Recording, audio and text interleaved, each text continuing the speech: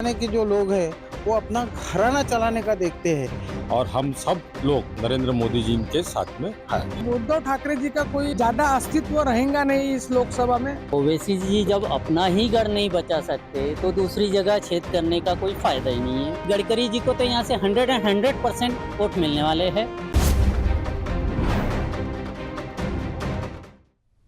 Break के बाद स्वागत है आप सभी का। और चलिए अब आपको सीधा लिए चलते हैं महाराष्ट्र के नागपुर, जहां पर हमारी संवाददाता स्नेहल जोशी ने आम लोगों की सियासी राय जानने की कोशिश की है। सभा चुनाव के पहले पारी का अब इलेक्शन सामने आ रहा है। 19 तारीख को मतदान होगा, तो वही इस वक्त नागपुर शहर के कुछ जनता अपने साथ है। उनके बारे में ये क्या सोचते हैं, क्योंकि आने वाले 19 तारीख को पहली बार मतदान किया जाएगा और पूरा देश पहली बार से ही अब केंद्रित है, क्योंकि आज का जो मैनिफेस्टो आया है इसे मोदी की गारंटी भी कहा गया है। अपने साथ पूरी जनता है। भैया क्या बताएंगे, मोदी की गारंटी में आज जो मैनिफेस्टो आया है उसके लिए आप क्या बताना चाहेंगे? भी अभी तक गारंटी में तो सही 100% उतर रहे हैं, क्योंकि अभी तक जो हम लोग ने पहले जो देखा है और आज जो देख रहे हैं उसमें बहुत कुछ डिफरेंट है। पहले हम लोग यहाँ 50 साल हो गए ये टुकड़ो चौक के इधर, जहाँ कुछ भी नहीं था। 20-25 साल से, जो 15 साल से तो बहुत ज़्यादा कुछ विकास हुआ है। बाकी उन लोगों ने भी किया, लेकिन जिस हिसाब से, जिस स्पीड से ये सरकार कर रही है, वो स्पीड अगर निरंतर चल रहे तो मोदी जी जो बोल रहे हैं वो 100% गारंटी उनकी पूरी हो सकती है। बिल्कुल। सिर्फ मोदी जी की गारंटी को लेकर ये चुनाव जीता जाएगा ऐसी गारंटी भी जनता दे रही है, लेकिन साथ में हम सोचते हैं कि बाकी जो इंडिया आघाड़ी है वो भी एक साथ आई है सिर्फ मोदी जी को हराने के लिए। क्या बताना चाहेंगे? हम तो यही बोलेंगे कि उनका एक ही मकसद है कि सिर्फ मोदी जी को हराना है, लेकिन मोदी जी कभी ऐसा नहीं बोलते कि ये पक्ष को हराना है, वो पक्ष को हराना है। वो सिर्फ अपना विजन लेके चलते हैं, हमको ये करना है, देश के लिए करना है। लेकिन इन किसी भी पार्टियां कोई भी गलत नहीं, लेकिन उनका अभी जो आक्रोश है सिर्फ मात्र मोदी के प्रति है। उन लोग ऐसा कोई भी ये नहीं कर रहे कि हमको देश को आगे बढ़ाने के लिए ये चीज़ करना है, पर्टिकुलर ये करना है, जनता के लिए ये करना है, ये नहीं कर रहे। ये लोग मतलब लोगों को प्रलोभन वाली चीज़ें बताते कि हमको ये फ्री करेंगे, लाख देंगे, ये तो पॉसिबल नहीं है। लेकिन ऐसा नहीं, उनका मेन मकसद मोदी को हटाना ही है। बिल्कुल।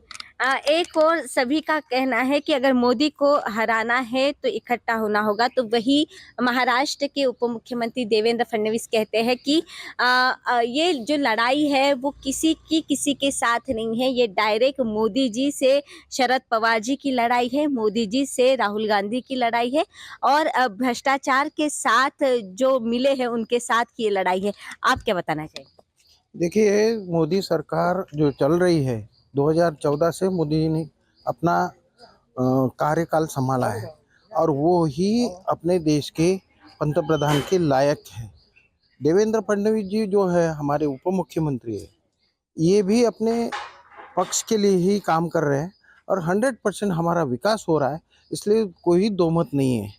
और आपका सवाल जो है कौन सा था?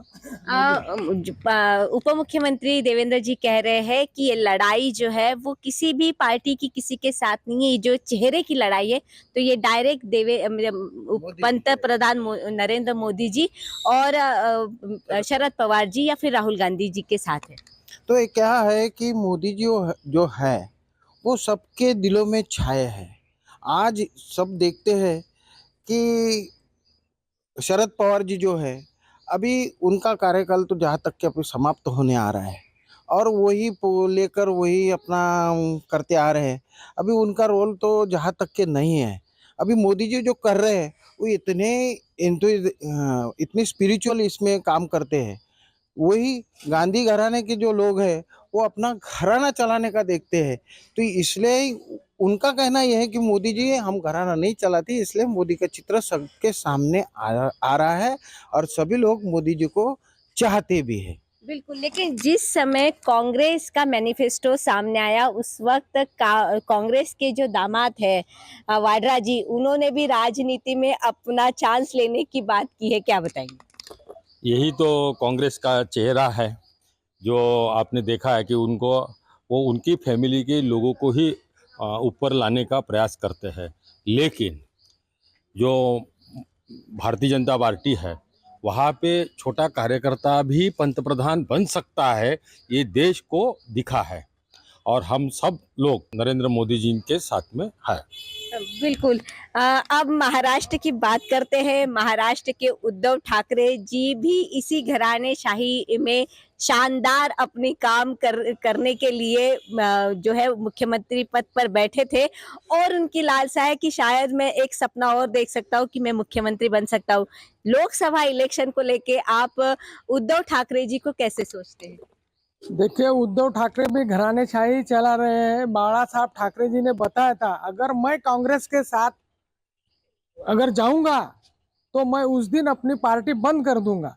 मगर उद्धव जी लालसा, उनको मुख्यमंत्री की इतनी लालसा हो गई कि वो कांग्रेस के साथ जाके वो मुख्यमंत्री पद उन्होंने संभाला और वही अपने बच्चे के लिए भी वही सोच रहे हैं।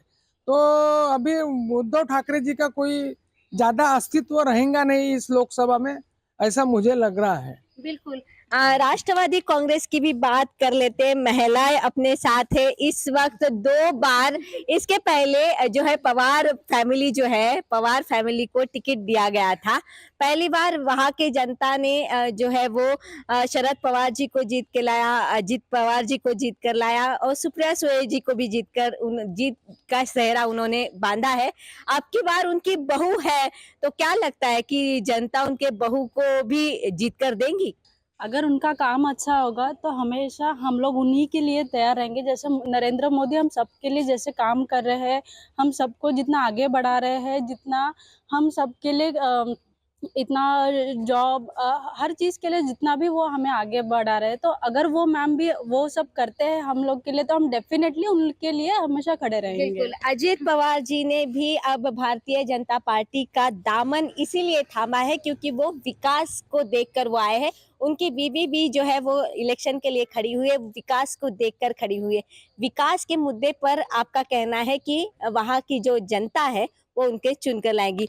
आंटी, क्या बताना चाहेंगे? महिलाओं को राजनीति में 33% आरक्षण जो है वो उपलब्ध किया गया है।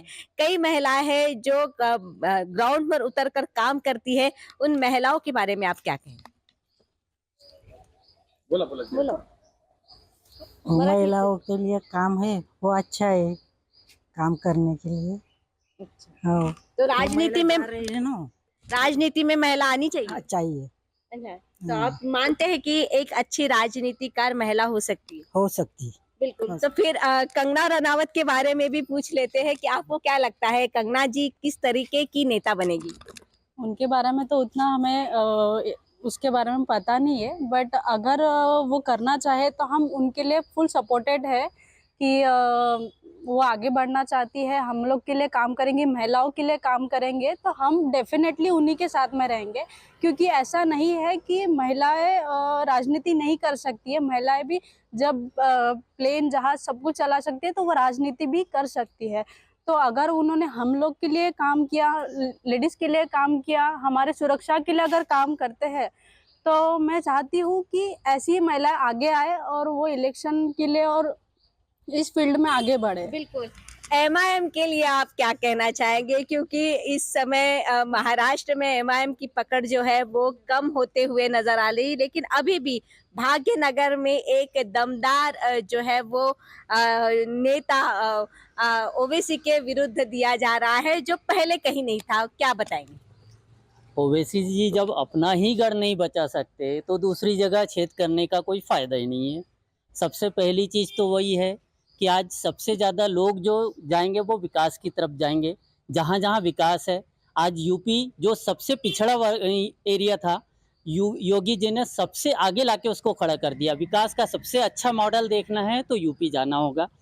अगर हम लोग फिर से एमआईएम की तरफ जाते हैं तो वहाँ विकास आप खुद ही देख सकते हो। उनके जितनी जगह उनकी सीट से वहाँ विकास कुछ भी नहीं है, जितनी जगह कांग्रेस के गढ़ है वहाँ विकास कुछ नहीं है। इवन अमेठी जैसा राहुल गांधी की सीट चली गई क्योंकि विकास नहीं किया। जो 10 साल में आके मैडम ने इतना विकास करके दिखाया कि वो सीट उनको रिटर्न मिलेगी। सेम गडकरी जी के लिए सेम वही रहेगा कि गडकरी जी को तो यहाँ से 100% वोट मिलने वाले हैं और वो 100% जीत के आने वाले हैं। बिल्कुल। और भी लोगों की प्रतिक्रिया आपको सुनवाएंगे, लेकिन यहाँ पर रुकते हैं एक छोटा सा ब्रेक के लिए। गांधी घराने के जो लोग हैं वो अपना घराना चलाने का देखते हैं। और हम सब लोग नरेंद्र मोदी जी के साथ में हैं। उद्धव ठाकरे जी का कोई ज्यादा अस्तित्व रहेगा नहीं इस लोकसभा में। ओवैसी जी जब अपना ही घर नहीं बचा सकते तो दूसरी जगह छेद करने का कोई फायदा ही नहीं है। गडकरी जी को तो यहाँ से 100% वोट मिलने वाले हैं।